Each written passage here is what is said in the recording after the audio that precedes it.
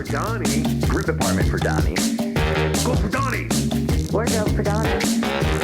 Go for Donny. Work for Donny. Go for Donny. Ladies and gentlemen, we have a very special guest on the show today. Mark, how do you pronounce your last name, Mark? It's Koesterer. Mark Koesterer? Is that correct? Mark Koesterer, right? Oh man, I'm so glad I got it right. Guys, Mark comes from the NIL world. So please stay tuned because on Switchy Channel 2, we're going to have a lot of chatter about the NIL, what's happening, what's going to happen, and what we can do to further it along and maybe create a new industry out of this as well. But until then, you guys stay tuned. We have Switchy Channel 2 coming up after this. Mark, we came up with this other show called Switchy Channel 2 because, as you know, on set, you have walkies, and whenever you need a little chatter, you'd go back and switch that channel to 2. You'd have your little chatter. It could be about anything. It could be about the food of the day. It could be about, I don't know, maybe you need to make some trade and you got to get away for a few minutes. But have a little chatter and we come back to Channel 1. So that's a fun little show that we have after this. I also have a website, Mark. It's called Go for Donny.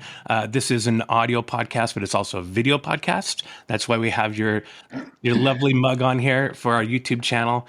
So please stay tuned for that, subscribe, and all that fun stuff. So, Mark, I must say you're in a kind of a similar industry as I am or was. What could you just tee up what you used to do and then what you're doing with NIL real quick? Sure. I mean, my foundation in name, image, and likeness really came from the sports marketing world. And in 2008, I got the opportunity of a lifetime to go work for a company called Sports Studio in Los Angeles. Nice. And it was an evolution of a family-run wardrobe company that had done Hollywood wardrobe for sports movies. First movie that they ever did was 1979. Wow. North Dallas 40. Holy crap, seriously? Nick Nolte, Mac Davis, if you remember it. And the history of the company was Any Given Sunday, Replacements, Miracle, We Are Marshall, 8 Men Out, League of Their Own. Every sports movie. Yeah, they did the wardrobe and worked with the props and the casting. And I was in the wardrobe group, actually manufacturing sports apparel for Hollywood and for teams. And in 2010, I got the great opportunity to become the CEO of that company, which included the manufacturing unit and the Hollywood unit. And sorry, was this all on the East Coast as well? No, this was in Culver City, California. Oh, that's where I live. Shut up, Mark. Wow. Okay, we'll have to talk about that. We're on Hayden Place. First funny story is our warehouse was the original soundstage for Teenage Mutant Ninja Turtles. Oh, Donatello. Yeah, all right. That's pretty cool. Yeah. And so, my claim to fame was I was successful in taking the company from a small wardrobe company to a partner for all things sports for the NFL, NBA, MLB. Wow. And so if you're a licensed partner or a sponsor, and you want to use NFL uniforms or marks in TV shows, movies, commercial shoots, photo shoots, you need to come to us to support that. Wow, that's pretty freaking cool. I mean, so what was, real quick, the process to get that approved by the NFL for their likeness? I mean, do you have to go through that as well, or? It's a great story. So after working for the company for 2 years, I was appointed the president and CEO. And, I was all excited about it. This is a true story. I called my father and I said, Dad, I made it. He said, what are you talking about? I said, I'm in the corner office. My father was a junior high gym teacher. He had no idea what the corner office was. He said, did you get in trouble? And I'm like, no. It's good, Dad. It's a good thing. I explained to him, I hang up the phone and literally Federal Express comes knocking on the door.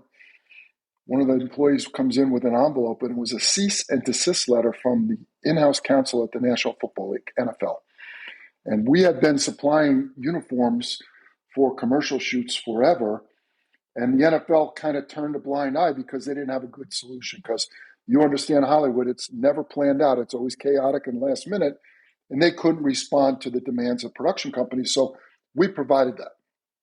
But they had been building a licensing program. They had building a uniformity around uniforms, and the time was right. And that was my first day on the job. Wow. I took that letter and I got on a plane, went to New York, and successfully had a conversation that went something like this. you need me, I need you, let's get together. And it worked. Wow, that's so cool. I mean, I wish more business could be conducted like that these days. Like cut through all the bullshit. Let's just, black and white. This is what we need to do. This is what we can accomplish. Let's move forward. Let's get it done. That's so amazing. Okay. All right. So you do have a taste of what we do. I mean, that's, and it boils down to it is just making content for whoever it is. So you totally get that. We like to say that we work with people that use sports to tell stories.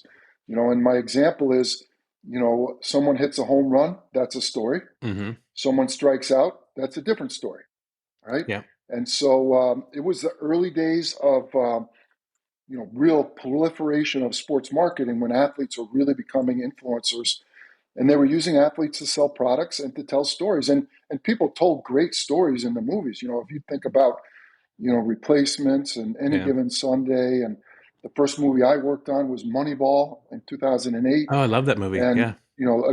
It's a sports movie, but it's really a life movie. It's Mm-hmm. a great movie, but they were telling stories using sports, and that's what we specialized in: wardrobe, props, casting, choreography, product placement, and all Wow. the licensing approvals. So we were the sub production company doing all of that on set. That's very cool. Now, was that limited to NFL or was that across the board for any Yeah, sporting? MLB, NBA, U.S. Soccer, Major League Soccer, and we did non-licensed products too. Like think about Buffalo Wild Wings, right? There's people in the bar with jerseys on and fandom, and we did everything, right? We had the pictures in the background, we had the trophies on set, we had the Gatorade containers, we had the headsets, we did the cheerleaders, the Wow. referees, we did the fans, everything that told the story involving sports. That's so cool. And it's so brand heavy too, right? You can throw brands on anything you just mentioned right there. And I'm sure brands would love to be involved with that throughout the movie. Do you have any opinion on the F1 movie and their branding and the success of the branding, how they went about it?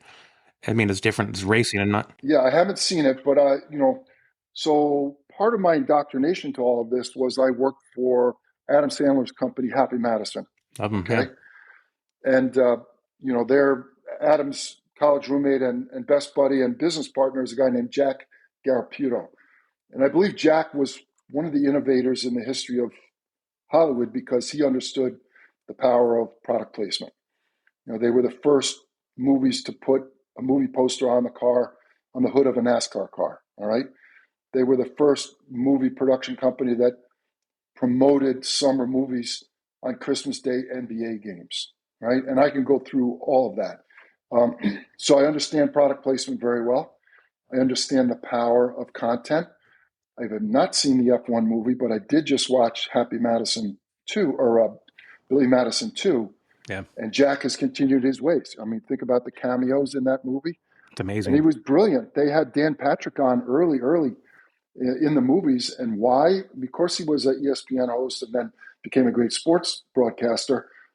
But they knew that if he was in the movie, he was going to talk about it. Yeah. And just think about that free publicity and that marketing that came from it and the power of brands. And again, it was early stages of sports marketing as we know it today. And it really was my foundation for name, image, and likeness. That is so cool. I mean, I have so many questions. I can go down a rabbit hole. But before we do that, I just wanted to see, since you did work in this industry, do you have any good stories from maybe any athletes that you worked with back in the day for any of these commercials, good or bad? Yeah, so we worked with everybody, right? Like we did 1,300 projects a year. So I've been on Holy set cow. with Shaq and Kobe and LeBron. We worked on Space Jam 2 right before we sold the business. Worked with Troy Polamalu, one of the great people in the world and an amazing athlete from the Steelers. And he had a run there where he was in Nike and Head and Shoulder commercials all the time. Same with Cam Newton. We did an AT&T commercial. This is interesting with Mark Sanchez and Drew Brees. Sanchez was with the Jets and Brees was with the Saints. And it was just interesting to see the young, brash USC quarterback come on set with his entourage and all of his, accompaniments. And Drew Brees, the, seasoned professional, came on set in the hotel van with his offensive lineman because he said he wasn't doing the AT&T commercial without his boys being in the show or in the spot. And it just showed me, what a good person he was and the loyalty and how he connected with his teammates and how he shared in his wealth. And he was very successful. He just won the Super Bowl. So that's a great story. I mean, the best Kobe story I have is if you remember about 10 years ago in the Soccer World Cup, there was this famous dance where these celebrities were doing a dance to celebrate the World Cup, and they wanted Kobe to be part of it. And Nike had gotten involved. And we had a 2-hour, and you understand this from production, we had a 2-hour window where we were going to shoot Kobe in a gym down in Orange County. And of course, he didn't show up on time. And then he didn't show up even later. Ugh. And the window's closing and everyone's panicked and we're shooting this scene. And he walks in, it's 20 minutes to go. He said, I got 20 minutes. I have to go to my daughter's soccer game. And, rest in peace, Kobe Bryant. But he was a professional. I think it was one take and he was out of there. And I was like, wow, that's the power of celebrity. He had, 100 people on set on the edge of their seats. Was he going to show up? What was his attitude going to be? He was great. He did it in one take. He walked out of the gym, went to the soccer game with his daughter, and it became an iconic spot in World Cup history. Wow. Isn't it amazing where some of the best content or things that you accomplish are within a short amount of time, or you're under extreme pressure to get it done and you're not sure if it's going to happen or if you're going to make it, and it turns out to be brilliant or amazing. That's a cool feeling. I can't tell you how many plans have gone sideways, and then on the spot, Johnny on the spot, you got to come up with something quick, and usually you do. And like I said, it's usually, better than what you had planned for. So, wow, that's cool. Oh yeah, poor Kobe. But, it is unsettling when you do have talent like that doesn't show up or is late or is non-responsive.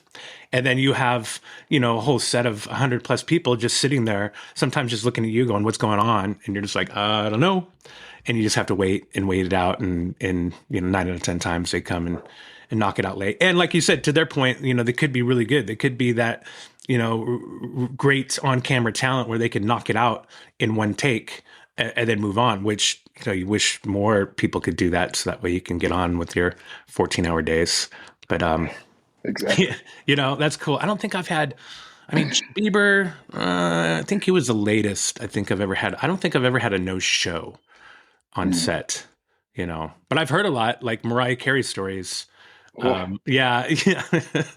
Like a close friend doing a Mariah Carey music video and just, she didn't show up all day. That was one of those horrendous overages, but yeah, no. So I'm surely you have just a handful of more. Do you think when you're dealing with the talent, do you find it's more that the talent people are the difficult ones and not the talent themselves?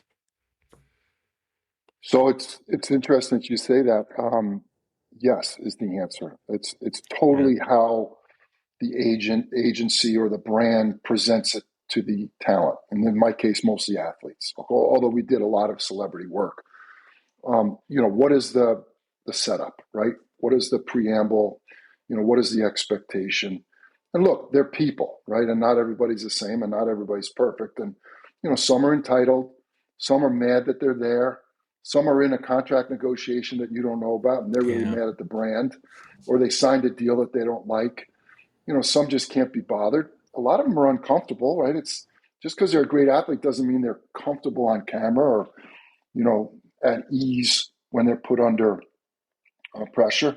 Many of them are vain, right? They want to be seen as this, Tony Romo had an interesting body shape and he was insecure about that body shape, and we had to accommodate that with his uniform and make him look a little bit taller and maybe a little bit thinner than he was, He's still a great quarterback and he's a great announcer, but, not to pick on Tony, but lots of them are vain and they understand branding and they want to come off in a good way. And I would say most of the athletes that we worked with were appreciative. They were thankful.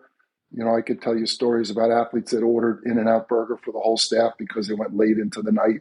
And, those are great stories too. That's nice. See, that's what you like to hear because you don't always hear those good stories. You hear the bad stories. You hear about someone acting up on set or some skerfuffle that happens on set. Nothing about, that kind heart of buying everyone in and out at the end of the day.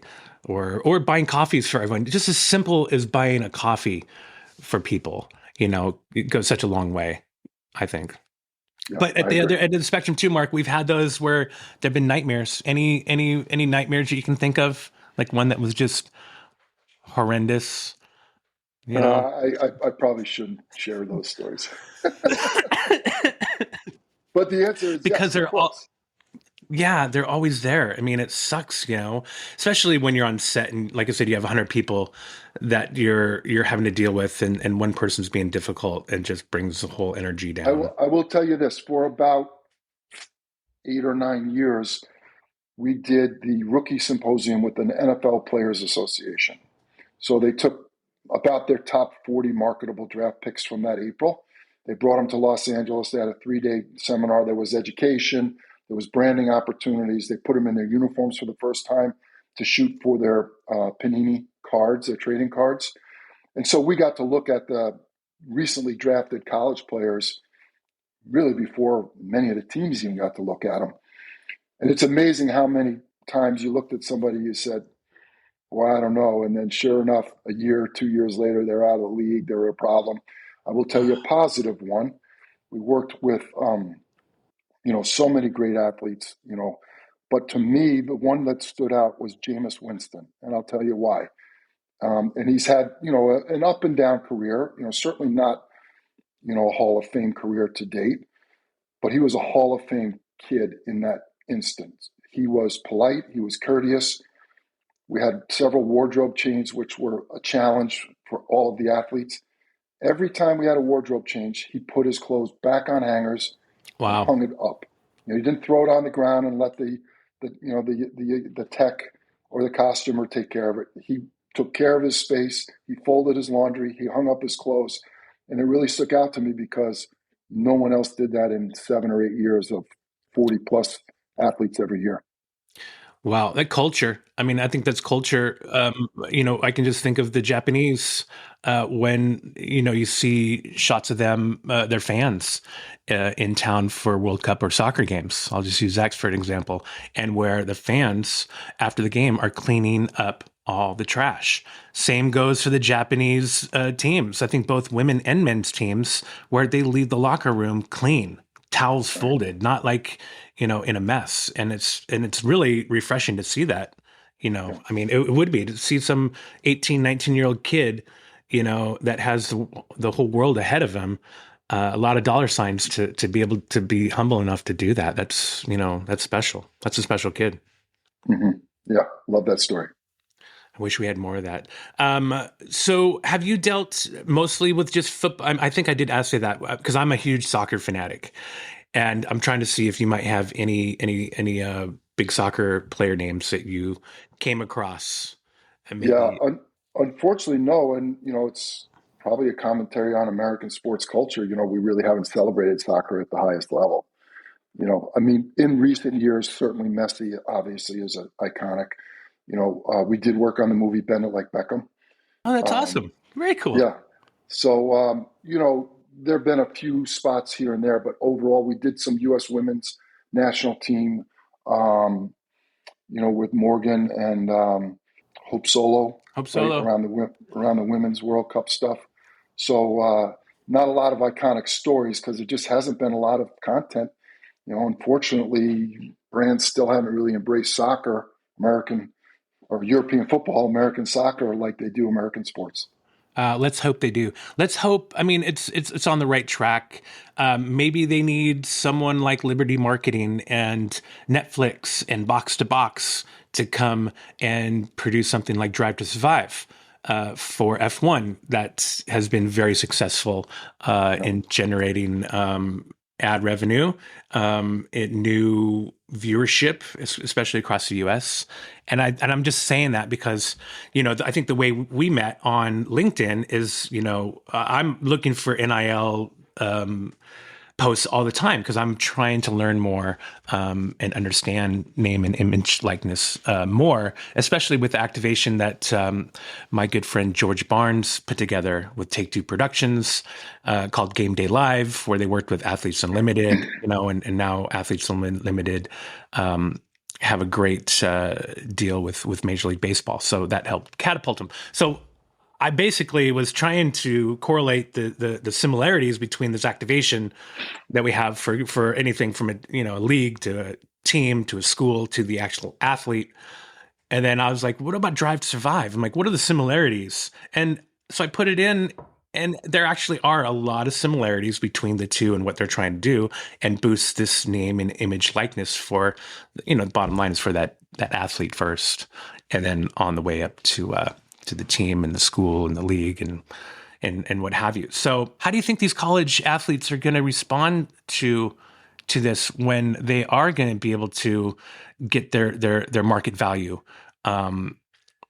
for their name and image likeness? And like, let's say it's athlete A is, their market value is, I don't know, millions of dollars. You have athlete B that, maybe their $600 cap. How do you think the dynamic is going to work with these college athletes and teams now with that? Do you think there's going to be much of an issue? And I know I'm just going all over the place because it just came into my head, but it seems like, bottom line is teamwork. These are athletes and they're coming together as a team. Do you think this is going to, I don't know, stir the pot a little?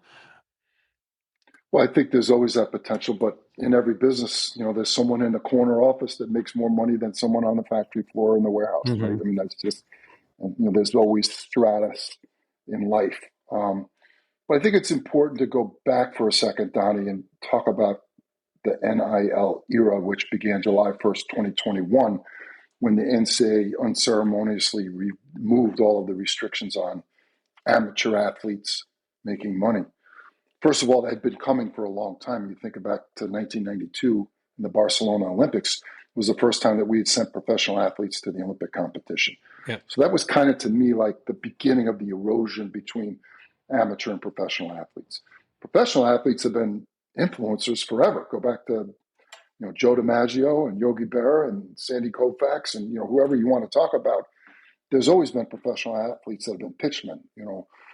O.J. Simpson and Arnold Palmer, and it goes on and on. But we had always decided that amateur athletics should remain in college. And after many, many lawsuits and the NCAA losing all of those lawsuits, they finally threw their hands up in the air and said, okay, no restrictions. And that created the chaos that we have now. I mean, literally Wow. did us no favors.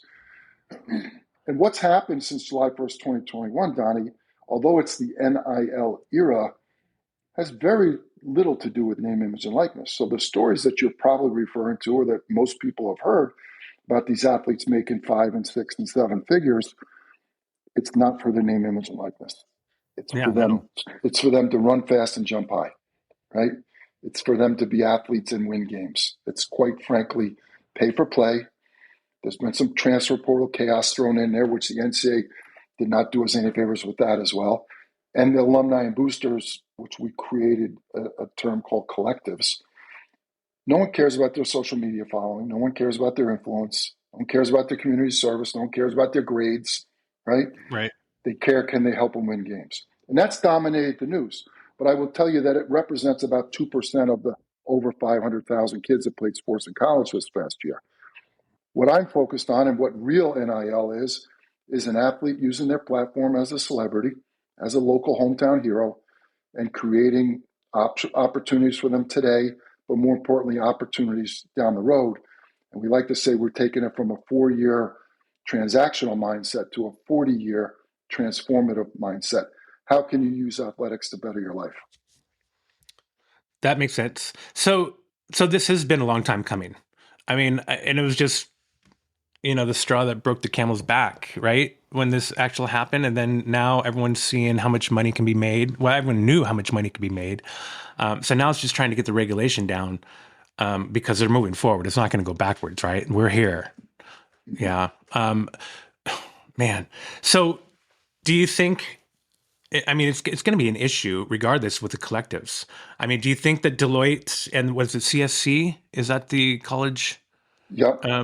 Do you think they're actually going to be able to regulate it enough to where these collectives aren't going to be able to pay that said supreme athlete, a chunk of money just to play for their team? I mean, surely they're going to get around it some way.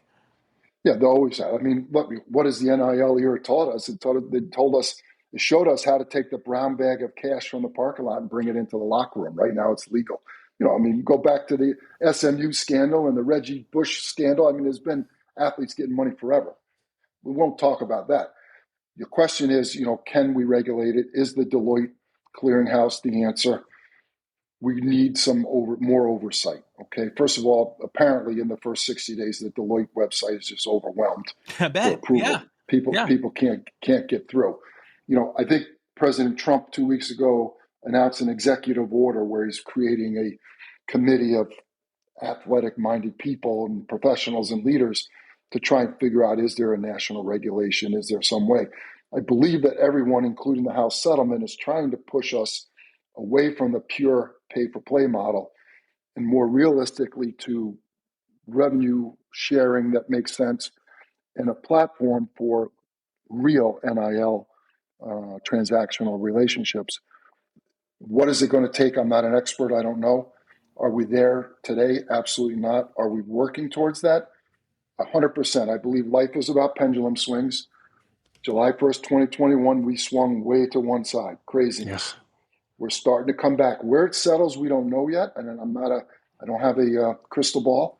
But yes, we're going to get to more regulations because you can't operate college athletics the way it's currently being run. And so what's your take with Learfield and what they're trying to accomplish with their in between with their sponsorship deals? Well, Learfield's been around a long time as a mass media rights company, MMR, it's called. And, colleges recognize what they do, educate athletes, run athletic programs, and what they don't do, sell sponsorship. And so they've contracted with Learfield's one of several companies that does this, mass media rights. And they're in charge of selling licensing for the games, for the signage, for the program, in the bookstore, all of those types of things. And with that, Learfield has built a database of interested parties, donors, alums, businesses. So it makes sense that a college or university would lean on a company like Learfield to help generate revenue, because the biggest challenge in college athletics today is, how do you generate today's money, which is $20.5 million? Next year, it's going to go up 4%, apparently. Well, How do you generate that every year to share with athletes in the revenue sharing model? That's a lot of money that they have to find that wasn't on the books 3 years ago, 2 years ago. yeah. Well, and that's hopefully where we're trying to slide in and push this activation that George created, because bottom line is monetization. It's helping create engagement with those fans from that athlete, from that team, from that university, from that league, and to be able to crank out good content for that social engagement, and then ultimately monetize that said social content that that athletes creating for themselves, that athletes creating for their team and the school, and of course the school is creating for itself to that way generate money. And it seems like it's there, and a few of the places that I've talked to, meetings that I've had, weren't monetizing their content yet. A couple of big universities too, and it was just dumbfounded me where that's just money. Money is lost. Where if you can monetize any social, anything, any activation, any speech, any ex-player coming back, any fun sporting event in and around anything, you can monetize it. So hopefully more leagues, schools, athletic departments will see the value in that, and we can hopefully work together with some of them to create some of this content, because it's there to be had. They have to do it. It's just who's going to actually produce this content and get it out for them, and kind of like show them the way to do it, give them like a benchmark of how to achieve it. So that way it sort of starts running itself. Yeah, I think to your point, why is private equity interested in college athletics? Because they see an upside, right? And they know that they're not monetizing their season ticket holder database or their stadiums or their facilities, right? And so, clearly private equity views it as an upside. So there must be additional monetization available to them. So I think that probably serves to fuel your point. Do you think the collectives, here's a question for you. You might you might know, since the collectives can't pay Johnny directly that money for to be the QB for the team, do you think that they could fund activations or fund events that are happening at the school that then you can cover, package, and then monetize that content? So that way that collective isn't giving money to that kid. They're paying money for some type of activation that's going to generate money for that athlete, for that school. I believe last week there was some press release on a clarification that collectives can pay directly now as long as it's within the revenue sharing model. The collective system is essentially the booster club on steroids, right? Right. And so those booster clubs have always been involved in fan engagement, activation, the VIP tent in the parking lot pregame or the halftime or whatever, the lounge in the stadium that everybody pays extra to go to. So I think that will continue. Look, alumni and boosters with money, type A personalities, and a passion for their university, they're not going anywhere. No, it's definitely a tribe. We're so tribal, down to from politics to our teams to our religions. I mean, we're so tribal. So yeah, that's not gonna go anywhere. Well, hey guys, I just want to remind everyone that this is not just an audio podcast. Like I said, this is also a video podcast, so it will be on YouTube, on my YouTube channel at Go for Donny, where we have Switch Channel 2 as well. I do have a website, gofordonny.com, www.gofordonny.com, and on that website you can buy fun things. You can learn more about me. There are videos, there's some blog spots. You can see all the episodes of Go for Donny and Switch Channel 2, but we also have some swag and these fun little walkie stickers that my wife created, for your Pelican case or for your mug. I also have hats. I have nice blue ones, some black ones, and some sweatshirts. So please stop by, say hello, like and subscribe, and check out what I'm trying to do. But I can't thank you enough for coming on Go for Donny and sharing just a couple of those fun stories and a little bit more about NIL, Mark. I know I'm going to pick your brain. You're going to give me all the 411 on Switchy Channel 2, man. Thank you very much. I appreciate the opportunity. Well, hey, don't forget what my mother-in-law always says, Mark. My mother-in-law always says HTFU. Hashtag HTFU. And if you don't know what that is, I'll tell you about it on Switchy Channel 2 and everyone else. Thanks for coming, Mark. I appreciate it. Thank you. Cheers, man. Production for Donny. Go for Donny. Locations for Donny. Go for Donny. Habitat for Donny. Go for Donny. Hey, Donny, what the hell are they doing?